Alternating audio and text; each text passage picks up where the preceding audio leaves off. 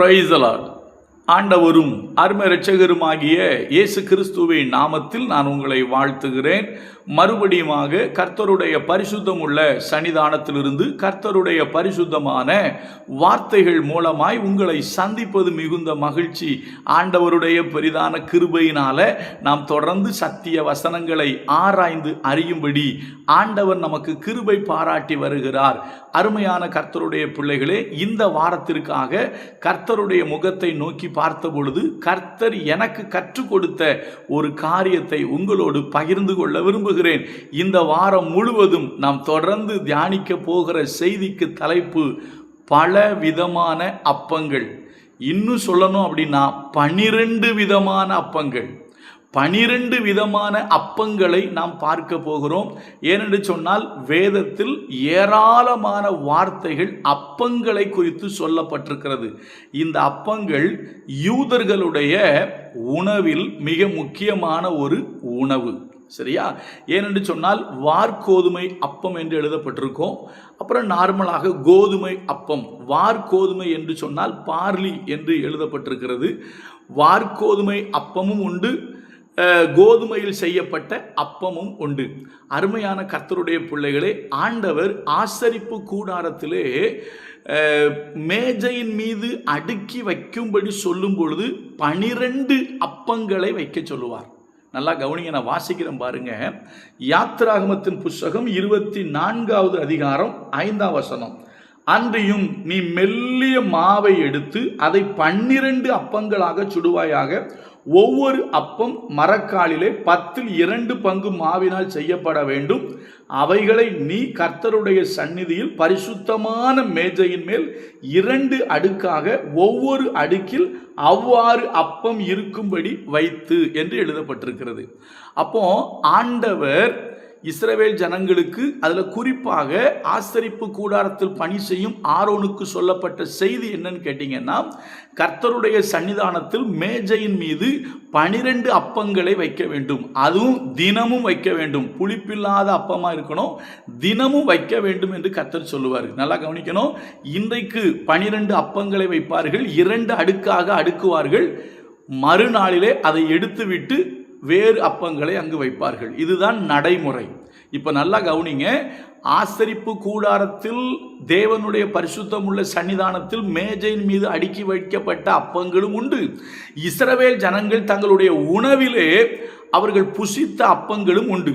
நாம் வேதத்தில் நிறைய காரியங்களை பார்க்கலாம். சில விஷயங்களை மாத்திரம் சொல்லுகிறேன், கவனியுங்கள். ஆபிரகாமுடைய வீட்டுக்கு 3 புருஷர்கள் வருவார்கள். அப்பொழுது நடப்பது என்ன? ஆபிரகாம் சாராளிடத்தில் போய் சொல்லுவார், நீ 3 படி மாவு எடுத்து, அதுவும் மெல்லிய மாவு எடுத்து அப்பம் சுடு என்று அவர் சொல்லுவார். சரியா? அப்போ அப்பம் என்பது அவர்களுக்கு பிரதானமான ஒரு உணவு வேதத்தில் நம்ம பார்க்கிறோம். அது மாத்திரமல்ல, அப்பமும் இறைச்சியும். எல்லா இடத்துலையுமே அப்பமும் இறைச்சியும் இருக்கும். அதே போல அப்பமும் மீனும் இருக்கும். சரியா? இப்படியாக வேதத்தில் இந்த அப்பமும் இறைச்சி, அப்பமும் மீன், அப்பமும் திராட்சரசமும் என்று சொல்லி நாம் வேதத்தில் பல இடத்தில் என்ன செய்ய முடியும்னா பார்க்க முடியும். இப்போ நாம் கற்றுக்கொள்ள போற காரியம் என்னன்னா, இந்த 12 விதமான அப்பங்களுக்கு என்னென்ன பெயர் கொடுக்கப்பட்டுச்சு. 12 விதமான அப்பங்கள்னு சொல்றோம்ல, அதற்கு ஒரு இடத்துலையும் ஒரு பெயர் இருக்கிறது. இது இன்ன அப்பம் என்று பெயர் இருக்கிறது. இதைத்தான் நாம் வேத வசனத்தின் அடிப்படையில் தியானிக்க போகிறோம். ஆசரிப்பு கூடாரத்திலே தேவனுடைய சன்னிதானத்திலே 12 அப்பங்கள் வைக்கப்பட்டதற்கு அர்த்தம் 12 கோத்திரங்களை நினைவு கூறுவதற்காக. அப்படி ஒரு கருத்து உண்டு. அடுத்தது நமக்கு புதிய ஏற்பாட்டுக்கு வரும்போது 12 அப்போஸ்தலர்கள் என்று சொல்லி ஒரு கருத்து உண்டு. இன்னும் சொல்லப்போனால் சில தேவ மனிதர்கள் சொல்வார்கள், அந்த அப்பங்கள் நம்மை குறிக்கும் என்று சொல்லுகிறவர்களும் உண்டு. இப்படி அநேகர் தங்களுக்கு வெளிப்படுத்தப்பட்ட காரியத்தின்படி அதற்கு பல காரியங்கள், பல பெயர்கள் சொல்லலாம். ஆனால் நாம் அதற்குள்ளாக எல்லாம் போகாமல் வேதத்தில் ஆங்காங்கு அப்பங்களுக்கு சில பெயர்கள் கொடுக்கப்பட்டிருக்கு. அதை நம்ம தியானிக்க போகிறோம். இப்போ பாருங்க, ஒரு விஷயம் சொல்றேன். ஆசரிப்பு கூடாரத்தில் தேவனுடைய சன்னிதானத்தில் 12 அப்பங்கள் வைக்கப்பட்டிருந்தது. இயேசு கிறிஸ்து செய்த அற்புதங்களை நீங்கள் பாருங்கள். ஒரு முறை 5 அப்பமும் 2 மீனும், 2வது முறை 7 அப்பமும் சில சிறு மீன்களும். அப்போ என்னாச்சு? 7, 5, 12.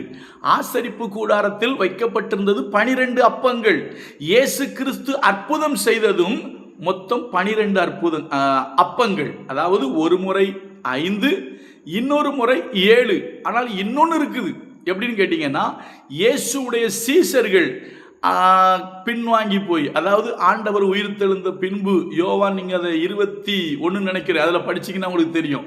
என்ன பண்ணுவாங்க, மீன் பிடிக்க போகிறேன்னு சொல்லிட்டு மீன் பிடிக்க போவாங்க இல்லையா, அன்றைக்கு இரவு ஒன்றும் கிடைக்காது. அப்போ அவங்க இங்கே வரும்போது அங்கே என்ன இருக்குன்னு கேட்டீங்கன்னா, அங்கே அப்பமும் கறி நெருப்பும் அங்கே போடப்பட்டிருக்கும். கறி நெருப்பில் போடப்பட்ட மீன் அங்கே இருக்கும் என்பது வேதத்தில் சொல்லப்பட்டிருக்கிறது. அப்போ நல்லா கவனிங்க அருமையான கர்த்தருடைய பிள்ளைகளே. எலியாவுக்கு அப்பம் கொடுக்கப்பட்டது, இப்படி சொல்லிக்கிட்டே போகலாம். அதில் குறிப்பாக சொல்கிறேன், அந்த 12 அப்பங்களை நாம் இப்படியும் சொல்லலாம். இயேசுவானவர் அற்புதம் செய்த பொழுது ஒரு முறை 5, ஒரு முறை 7, இப்படியாக 7, 5, 12, இப்படியாக அப்பங்களை குறித்து ஏராளமான செய்திகள் இருக்கிறது. இப்போ ஒரு அப்பத்தை இன்னைக்கு சொல்றேன். நமக்கு தெரிந்த அப்பம், இயேசு சொன்ன வார்த்தை ஜீவ அப்பம் நானே. அப்போ முதல் அப்பத்தை சொல்றேன். இயேசு கிறிஸ்து சொன்ன வார்த்தை நமக்கு நன்கு தெரியும். யோவான் 6:48 அவர் சொல்றாரு, ஜீவ அப்பம் நானே அப்படி சொல்லிட்டு 50 போட்டிருக்கு. இதிலே புசிக்கிறவன் மறியாமல் இருக்கும்படி வானத்திலிருந்து இறங்கின அப்பம் இதுவே. நீங்க தயவு செய்து யோவான் 6வது அதிகாரம் 48 முதல் 58 வரைக்கும் வாசிச்சீங்கன்னா இயேசு சொன்ன வார்த்தை இருக்கும், ஜீவ அப்பம் நானே அப்படி சொல்லிட்டு, என்னை புசிக்கிறவன் மரித்தாலும் பிழைப்பான் அப்படிம்பாரு. என்னை புசிக்கிறவன் மறியாமல் இருக்கும்படி அப்படின்னு சொல்லுவார். அது மாத்திரமல்ல, நான் அவனை கடைசி நாளில் எழுப்புவேன் அப்படிம்பார். நான் அதை மட்டும் சொல்கிறேன். அப்போ இயேசு கிறிஸ்து தான் ஜீவ அப்பம், அதாவது நமக்கு வாழ்வளிக்கும் அப்பம். இயேசு கிறிஸ்து நம்முடைய வாழ்க்கைக்குள்ளே வர வேண்டும். இயேசு கிறிஸ்து நம்முடைய வாழ்க்கைக்குள்ளே வரும்போது அவரை ருசித்து நாம் வாழும் பொழுது, ஏன்னா அந்த அப்பத்தை புசிக்கும் போது அதனுடைய ருசி நமக்கு தெரியும் இல்லையா. அப்போ ஆண்டவர் சொல்றாரு, ஜீவ அப்பம் நானே, என்னை புசிக்கிறவன் மரித்தாலும் பிழைப்பான், என்றென்றைக்கும் மறியாமலும் இருப்பான். என்ன, அது மாத்திரமல்ல, ஜீவனுள்ள பிதாவினால் நான் பிழைத்தது போல அவனும் என்னாலே பிழைப்பான், நான் அவனை கடைசி நாளில் எழுப்புவேன் சொல்லிக்கிட்டே போல நேராயிரும். அப்போ நல்லா கவனிங்க அருமையான கர்த்தருடைய பிள்ளைகளே. இயேசு கிறிஸ்து என்கிற ஜீவ அப்பம், வாழ்வளிக்கிற அப்பம் நம்முடைய வாழ்க்கைக்கு உள் இருந்தால், நமக்குள் இருந்தால், அவர் நம்மை கடைசி நாளில் எழுப்புவார். நாம் நித்திய ஜீவனை சுதந்தரிப்போம். அதற்காகத்தான் நாம் திருவிருந்தில் கூட பங்கு பெறுகிறோம். திருவிருந்தை குறித்து சில பேருக்கு சில புரிதல்கள் இல்லை. உண்மையாகவே பயபக்தியோடு கர்த்தருடைய மாம்சத்தை புசித்து இரத்தத்தை பானம் பண்ணுகிற உங்களை அவர் கடைசி நாளில் எழுப்புவார். நீங்கள் நித்திய ஜீவனில் பங்கு பெற பாத்திரவான்களாயிருப்பீர்கள். அருமையான கர்த்தருடைய பிள்ளைகளே, ஜீவ அப்பமாகிய இயேசு கிறிஸ்துவை உங்களுக்குள் ஏற்றுக்கொண்டு உங்களுக்குள் அனுபவித்து வாழுங்கள். நீங்கள் நிச்சயமாக நித்திய ஜீவனை சுதந்தரிப்பீர்கள். அப்போ பலவிதமான அப்பங்கள், 12 விதமான அப்பங்களில் முதல் அப்பம் ஜீவ அப்பம். நான் தொடர்ந்து பேசுகிறேன். கர்த்தர் நமக்கு உதவி செய்வார். கர்த்தர் நல்லவர். அவர் கிருபை நம்மேல் என்றும் உள்ளது. God bless you.